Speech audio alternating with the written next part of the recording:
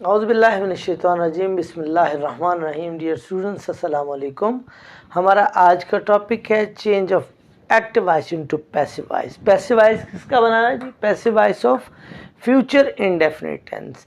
अगर आपको future indefinite के सेंटेंसेस मिले हुए हों और आपने उनको एक्टिव से पैसिव में चेंज करना हो तो हमें लिटिल बिट चेंज क्या करना होगी, क्योंकि बेसिक लेक्चर्स तो मैंने आपको ऑलरेडी डिलीवर किया है, जिसमें मैंने आपको 4 5 6 जो उसकी निशानियां थी, जो इम्पोर्टेंट पॉइंट्स हैं वो मैंने आपको बता रखे हैं।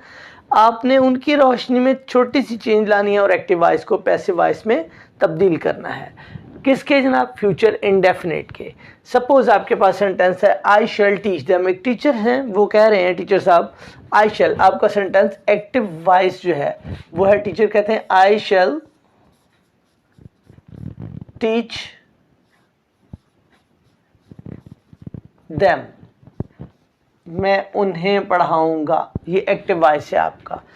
अब आपको सबसे पहली बात है, कैसे पता चला कि ये फ्यूचर इंडेफिनिट का है? डेफिनेटली फ्यूचर इंडेफिनिट के अंदर आपके विल या शैल हेल्पिंग वर्ब होता है और उसके बाद फर्स्ट फॉर्म ऑफ वर्ब होती है। अगर ऐसा हो तो वो आपका सेंटेंस जो है वो फ्यूचर इंडेफिनिट का होगा। ओके, तो अब फ्यूचर इंडेफिनिट को पैसिव में चेंज करने के लिए वो जो बेसिक रूल्स हैं आपके, वो क्या हैं? जस्ट आपने रिकॉग्नाइज करना है कि कौन से जज करना है। सब्जेक्ट क्या है सेंटेंस के अंदर? ये आपका जनाब सब्जेक्ट है, जो काम करने वाले जो डूअर है वो सब्जेक्ट है, और उसके बाद ये आपका वर्ब है, और ऑब्जेक्ट कौन सा है आपका? जिनको काम जिन पे हो रहा है, जिनको टीच किया जा रहा है, ये आपका ऑब्जेक्ट है। अब basic rules once again I would like to tell you कि वही है, आपने ऑब्जेक्ट को सब्जेक्ट की प्लेस पर लिख देना है। ठीक है, तो आपने लिख दिया और उसकी फॉर्म भी साथ में चेंज करनी है, प्लेस भी चेंज करनी है और फॉर्म भी। वो फॉर्म किस सूरत में करते हैं? लास्ट लेक्चर्स में मैंने आपको बताया हुआ है कि अगर पर्सनल प्रोनाउंस होंगे तो पर्सनल प्रोनाउंस की प्लेस तो चेंज होगी ही, इसके साथ साथ उनकी फॉर्म भी चेंज होगी। तो ये देम किसकी ऑब्जेक्टिव केस है? दे की। जब आपने इधर दे लिख दिया तो ये आपकी प्लेस के साथ साथ फॉर्म भी चेंज होगी। देम से रिवर्स कर दिया दे में, तो दे, अब दे के साथ शैल लगेगा? नो। अब हेल्पिंग वर्ब्स जो है आपके फ्यूचर इंडेफिनिट के पैसिव वॉइस के, शैल या विल के साथ आपने बी ऐड करना होगा। हेल्पिंग वर्ब आपके ये है कि शैल और विल के साथ साथ आप बी का लफ्ज ऐड करेंगे।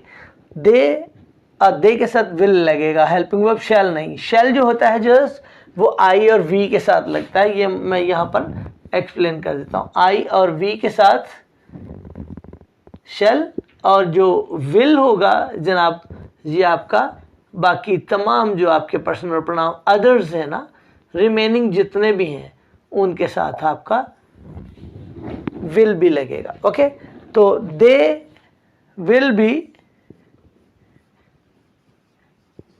Third form of verb, teach की third form taught. They will be taught, कौन टीच करेगा? बाय। अब सब्जेक्ट जो है आपने उसको ऑब्जेक्ट की प्लेस पे लिखना है। वो क्या है ऑब्जेक्ट की प्लेस? ये है डेफिनेटली प्लेस, और आई का objective case me. They will be taught by me, वो मुझसे पढ़ेंगे या वो मुझसे पढ़ाए जाएंगे, उनको टीच मैं करूंगा। I shall teach them, they will be taught by me, वो मुझसे पढ़ाए जाएंगे। आगे जनाब नेक्स्ट है, our teacher will check our papers. Our teacher will check the papers, ये आपका एक्टिव वॉइस से, ये तो पैसिव में आपका चेंज हो गया, पैसिव वॉइस। नेक्स्ट आपका एक्टिव वॉइस है, आवर टीचर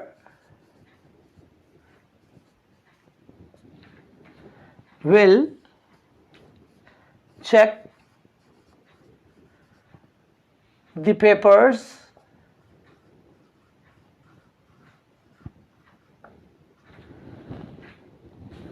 हमारे उस्ताद साहब हमारे पेपर्स चेक करेंगे। अब ये देखिएगा सब्जेक्ट क्या है? हमारे उस्ताद साहब, हमारे टीचर, हमारे मुअल्लिम। क्या होंगे जनाब? वर्ब क्या है?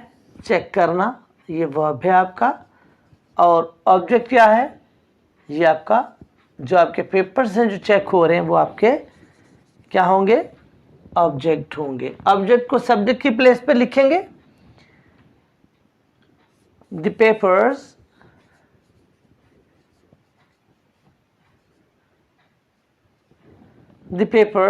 अब पेपर्स के साथ क्या लगेगा?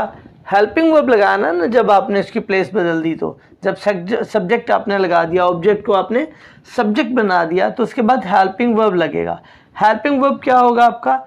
विल या शैल। पेपर्स के साथ विल भी लगेगा।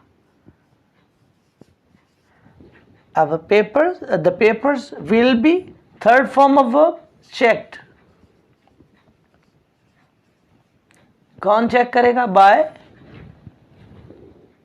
सब्जेक्ट जो था उसको ऑब्जेक्ट की प्लेस पे आप लिखेंगे। By our teacher, by our teacher.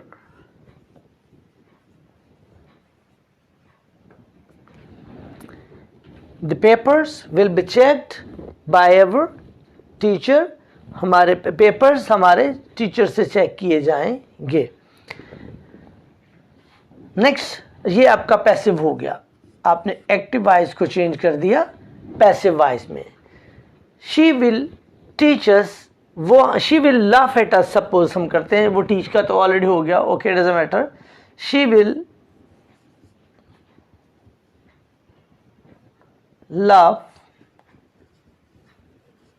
Laugh at us, वो हम पर हंसेगी। लाफ एट मीन मजाक उड़ाना, right. She subject, laugh at verb, us हम पर ऑब्जेक्ट, वो हम पर हंसेगी।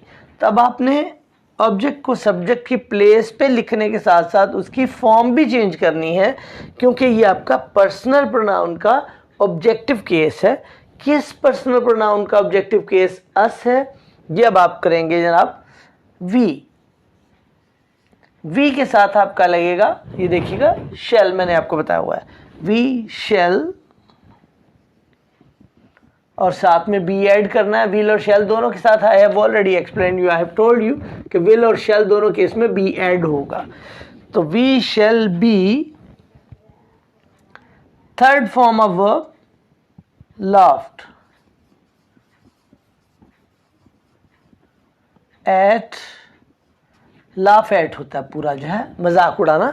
We shall be laughed at, we shall be laughed at bye,